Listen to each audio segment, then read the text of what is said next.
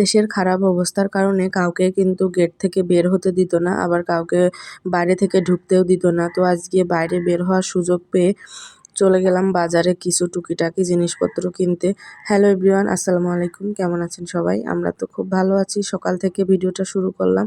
তো ছেলে মেয়ে নাস্তা করে নিছে, এখন আমি নাস্তা করে নিচ্ছি। দুধ চা আর সাথে ছিল দুধ, ডিম, তারপরে চিনি দিয়ে পাউরুটি ভেজে নিয়েছিলাম, সেটা দিয়ে নাস্তা করলাম। তারপরে আপনাদের ভাইয়া ফোন দিছিল, তো ফোন দিয়ে বলল যে রেশন তুলে নিয়ে আসছে একটা ভাইয়া, তো গেট থেকে ঢুকতে দেবে কি না, এই জন্য আমাকে গেটে যেতে বলল। তো গেটের ওখানে যেয়ে দেখি বাইরে যেতে দিচ্ছে। তো আমার কাঁচামরিচ শেষ হয়ে গেছিলো, আর বাজার তো আপনাদের ভাইয়া বেশি করে করে দিয়ে গেছিলো, সেগুলাই ছিল।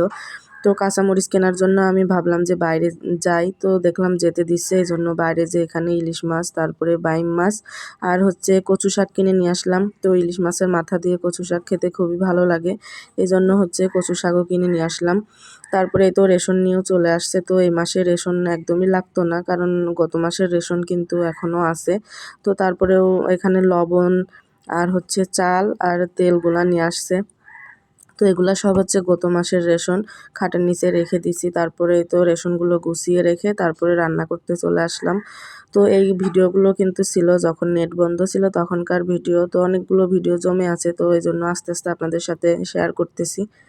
তো আপনাদের ভাইয়া তো কয়েকদিন ধরেই বাসায় আসে না, আগের ভিডিওতে আপনাদেরকে বলেছিলাম। তো যাই হোক, এদিকে রান্নাবান্না করতেছি। এখানে হচ্ছে করলা মানে উস্তে আলু দিয়ে রুই মাছ ঝোল করব। তো উস্তেগুলো একদমই নষ্ট হয়ে যাচ্ছিল, আর উস্তে ভর্তা আমার কাছে বেশি ভালো লাগে, রান্না করে খুব একটা খাওয়া হয় না।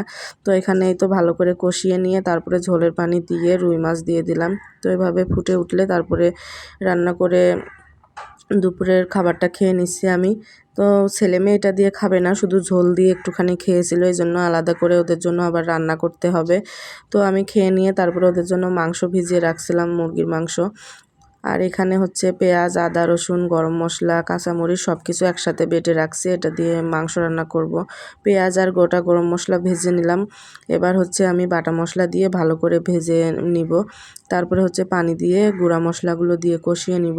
আর আমার ছেলেমেয়ে হচ্ছে দেশি মুরগি, সোনালি মুরগি খুবই পছন্দ করে, আর ব্রয়লার মুরগি রান্না করে একদমই খেতে চায় না। তো এই জন্য আপনাদের ভাইয়া বেশিরভাগ সময় সোনালি মুরগি বা দেশি মুরগি কিনে, ব্রয়লার মুরগিটা একটু কমই কেনা হয়। তো এই তো মশলাটা কষিয়ে নিলাম, এবার মাংসগুলো দিয়ে দিলাম। তো মাংসটা আমি ভালো করে কষিয়ে নিব তেল ওঠা পর্যন্ত। আর আমার ছেলে মেয়ে কিন্তু মোটামুটি ঝাল খেতে পারে, ওদের জন্য আমি মিডিয়াম ঝাল মানে ঝাল দিই তরকারিতে।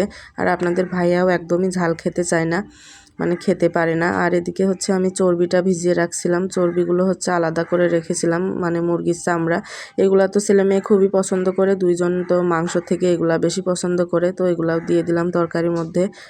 তারপরে এদিকে এসে দেখি ছেলে একা একা হচ্ছে মোটু পাতলু দেখতেছিল, তো মোটু পাতলু শেষ হয়ে গেছে, এখন কান্না ধরছে, ও শুধু মোটুই দেখে। তো তারপরে মাংসটাও কষানো হয়ে গেছে, ঝোলের পানি দিয়ে ভালো করে জাল করে নিয়েই তো মাংস রান্নাটা হয়ে গেছে।